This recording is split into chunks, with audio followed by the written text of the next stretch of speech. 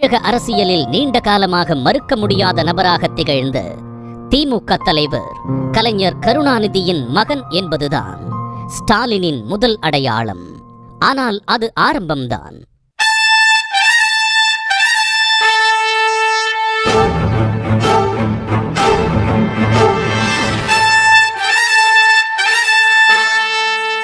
இருபத்தி 3 வயதில் எமர்ஜென்சி காலத்தில் மிசாவில் அடிக்க பந்தாய் மேலெழுந்த ஓராண்டு சிறைவாசத்திற்கு பின்னால் தலைவனாக வெளிவந்த ஒருவர். தன் வாழ்நாளில் பல நெருக்கடியான காலகட்டத்தை பார்த்தவர். கடுமையான சூழ்நிலைகளை கையாண்ட ஒருவர். எல்லாவற்றிற்கும் மேலாக கிராமங்கள், நகரங்கள், மாநகரங்கள் என எல்லா உள்ளாட்சி அமைப்பு குறித்தும் ஆழமான அறிவும் அவற்றை மேம்படுத்தும் பெருங்கனவும் கொண்ட ஒருவர். 54 ஆண்டு கால அரசியல் அனுபவம் மிக்க தலைவர். தொண்டரிலிருந்து தலைவரானவர் இன்று முதல்வராகிறார். இந்த சலசலப்புக்கெல்லாம் நான் அஞ்சு உடைக்கிட மாட்டேன். மிசாவையே பார்த்தவன், இந்த எமர்ஜென்சியை பார்த்தவன் தான் இந்த ஸ்டாலின். நீண்ட கால உழைப்பிற்கு கிடைத்த வெற்றி மாற்றுக்கருத்து உடையவர்களாலும் கூட மறுக்க முடியாது. அவரது உழைப்பு அரை நூற்றாண்டு கால கட்சி பணியாற்றியதற்கு கிடைத்த வெகுமானம். ஆம், தமிழகத்தின் முதல்வராகிறார் மு.க. ஸ்டாலின்.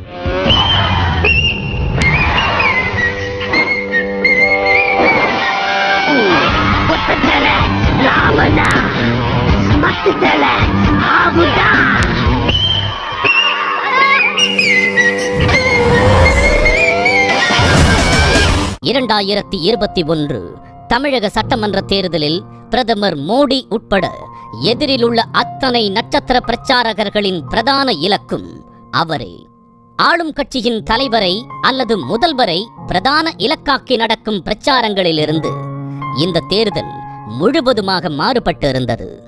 எதிர்க்கட்சி தலைவரையே எல்லோரும் குறிவைக்கிறார்கள். ஜாம்பவான் கலைஞரின் மறைவுக்கு பிறகு திமுகவில் அதிகார மாற்றத்தை சுமூகமாக கைமாற்றிக் கொண்டதோடு ஒட்டுமொத்த கட்சியையும் தன் கட்டுப்பாட்டுக்குள் கொண்டு வந்த ஸ்டாலின் கூட்டணிகளையும் ஜாக்கிரதையாக கையாள்கிறார். திமுகவின் கூட்டங்களை மக்களுடன் உரையாடும் களமாக மாற்றியிருக்கிறார். எல்லோருக்கும் பொறுமையாக காது கொடுப்பதும், குறைகளுக்கு முகம் கொடுப்பதும், சரியானவர்களிடம் பொருத்தமான பொறுப்புகளை ஒப்படைப்பதும் ஸ்டாலினின் பெரிய பலம்.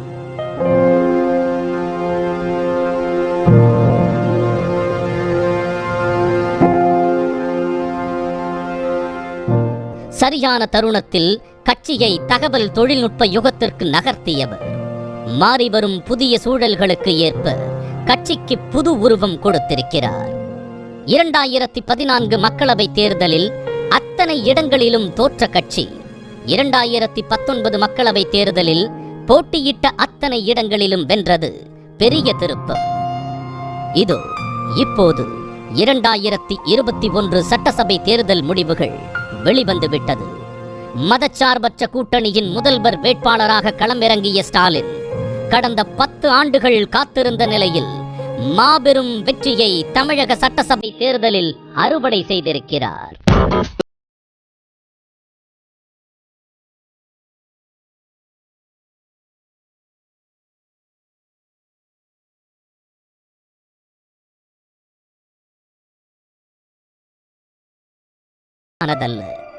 அதற்காக அவர் கடந்து வந்த பாதையும் தூரமும் மிக அதிகம். தொண்டனிலிருந்து தலைவன் வரை ஸ்டாலினின் பயணம் பிரமிப்பானது.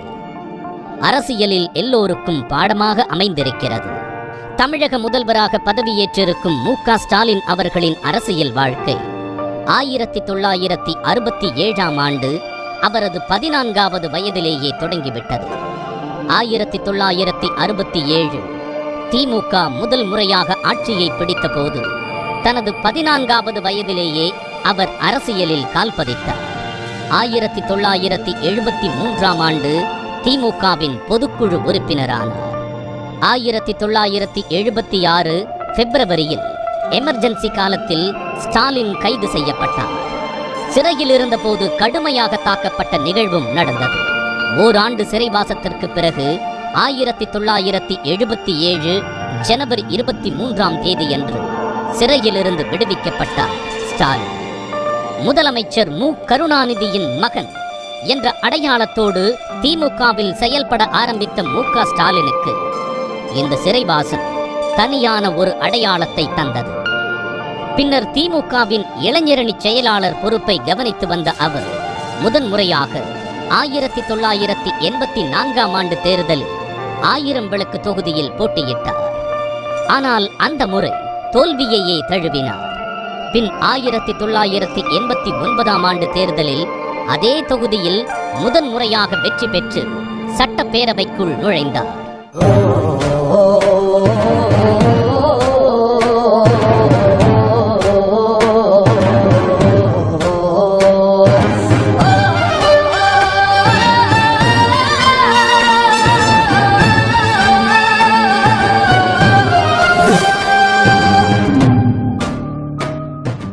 ஆனால் 1991இல் திமுக ஆட்சி கலைக்கப்பட்டு நடைபெற்ற தேர்தலில் அவர் தோல்வியை தழுவினார்.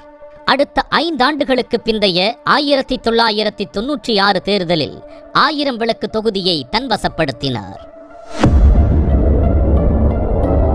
அதன் பிறகு உள்ளாட்சி தேர்தலில் சென்னை மாநகராட்சிக்கு நேரடியாக தேர்வான முதல் மேயர் என்ற பெருமையும் அவருக்கு கிடைத்தது. சென்னையின் மேயராக ஸ்டாலின் பொறுப்பேற்ற பிறகுதான் பல மேம்பாலங்கள் கொண்டு வரப்பட்டன. சென்னையின் வளர்ச்சியில் ஸ்டாலினின் பங்கு அளப்பரியது.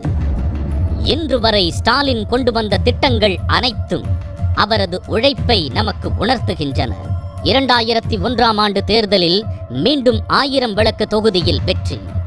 அதே ஆண்டு மீண்டும் சென்னை மேயர். 2008ஆம் ஆண்டு திமுக பொருளாளராக பொறுப்பேற்றார்.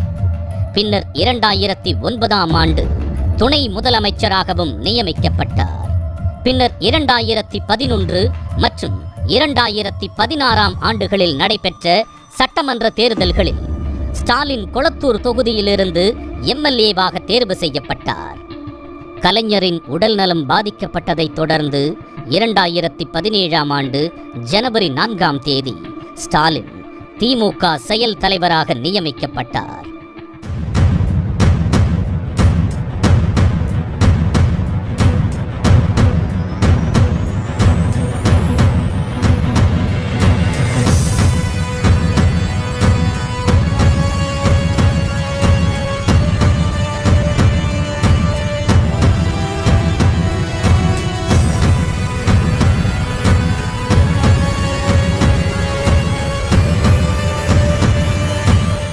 மறைந்த கலைஞரின் உடன்பிறப்புகளுக்கு மத்தியில் தொண்டனாக இருந்த ஸ்டாலின் தலைவராக மாறிய தருணம் மிகவும் உணர்ச்சிகரமானது.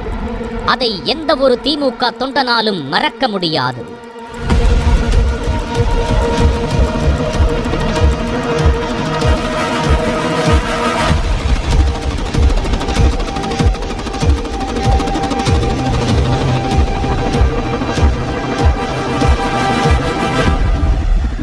அந்த தலைவனின் பயணம் அப்போது முதல் இந்த நொடி வரை தொடர்ந்து கொண்டிருக்கிறது. 2019 நாடாளுமன்ற தேர்தலில் மிகப்பெரிய வெற்றி. அதன் பிறகு கொரோனா காலகட்டத்தில் ஒன்றிணைவோம் வா, விடியலை நோக்கி, ஸ்டாலினின் குரல் என தமிழகம் முழுவதும் இயக்கத்தை தோளில் சுமந்து சுற்றியிருக்கிறார் ஸ்டாலின். இப்போது கலைஞரின் மகனாக திமுகவின் தலைவராக இவர் செய்திருக்கும் சாதனை மகத்தானது. இவரது வெற்றியை நாடே கொண்டாடிக் கொண்டிருக்கும் வேளையில் ஸ்டாலின் அமைக்கப் போகும் ஆட்சி தமிழ் போல் செழிக்க நாமும் வாழ்த்துக்களை தெரிவித்துக் கொள்கிறோம். மக்களுக்கான ஆட்சி அமைக்க வாழ்த்துக்கள் முதல்வர்.